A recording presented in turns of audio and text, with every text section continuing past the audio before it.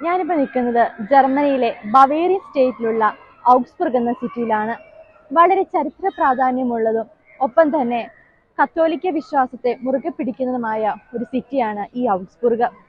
ഇവിടെ ഒരുപാട് ചരിത്രപരമായ പള്ളികളുണ്ടെങ്കിലും ഇവയെല്ലാം മാറ്റി നിർത്തുന്ന ഒരു പള്ളിയിലാണ് ഞാനിപ്പോൾ നിൽക്കുന്നത്.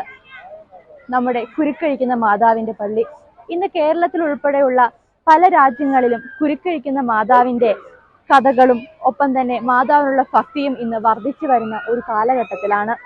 ഒപ്പം നമ്മൾ മനസ്സിലാക്കേണ്ട കാര്യം, ഈ കുരുക്കഴിക്കുന്ന മാതാവിന്റെ ഉത്ഭവം എന്ന് പറയുന്നത് പത്രോസിന്റെ നാമത്തിലുള്ള ഔഗ്സ്ബുർഗിലെ ഈ പള്ളിയിൽ നിന്നാണ്.